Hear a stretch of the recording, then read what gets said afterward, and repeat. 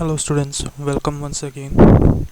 Today we will be seeing about the evolution of networks and internet, how the network came into existence and the internet, what was the basis of the evolution of internet.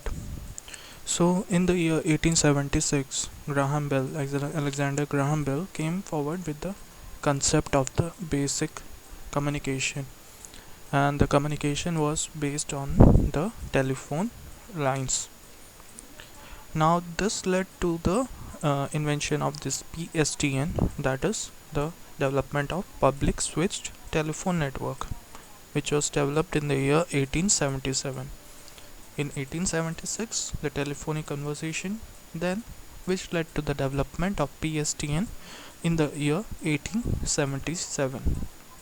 So now almost all the homes everywhere got this networking lines, and they could easily communicate with each other. From time to time communication was mainly through the telephonic lines. Now in the late 1950s, what happened is that all the military communications started using this telephone networks. Now they also had a dedicated connection between the two parties. This dedicated connection, what it used the technology which is called as the circuit switching.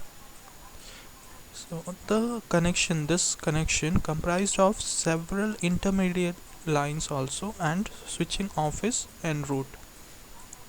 But the main disadvantage of this was it was vulnerable to danger of damage to the switching offices, which may disrupt the entire network. That is, if the intermediate line, or if suppose the switching office route was damaged, then the whole network would be damaged.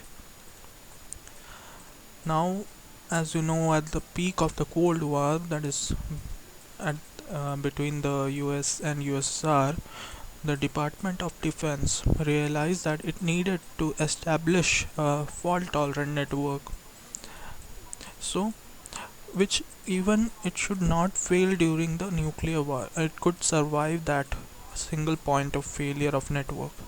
So then came this Paul Barron along with Donald Davis and Len.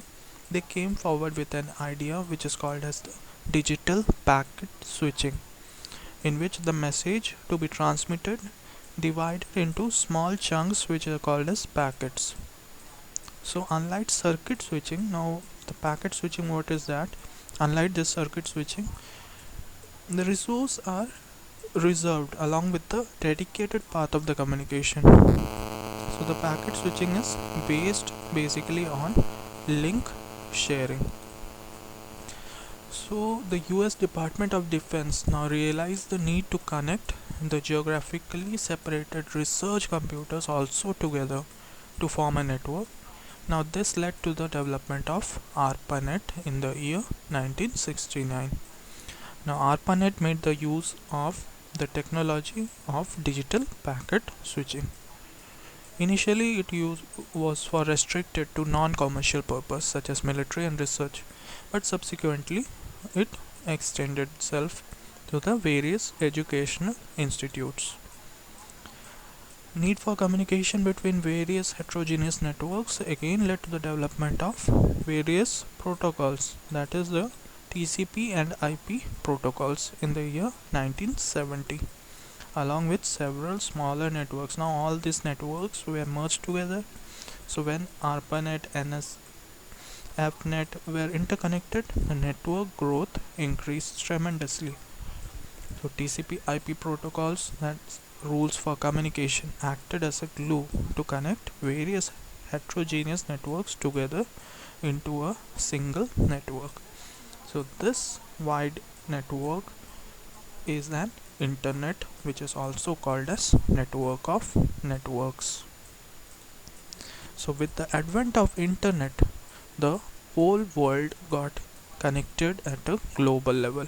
So in the mid 1990s, the number of nodes connected through internet began to grow exponentially. So several government and public organizations collectively called internet service provider ISP, example Reliance, then Airtel. All these are the ISPs that provide us with the internet facilities. They joined hands to provide connectivity for internet. So internet made it possible to exchange the information and communicate with the remote nodes.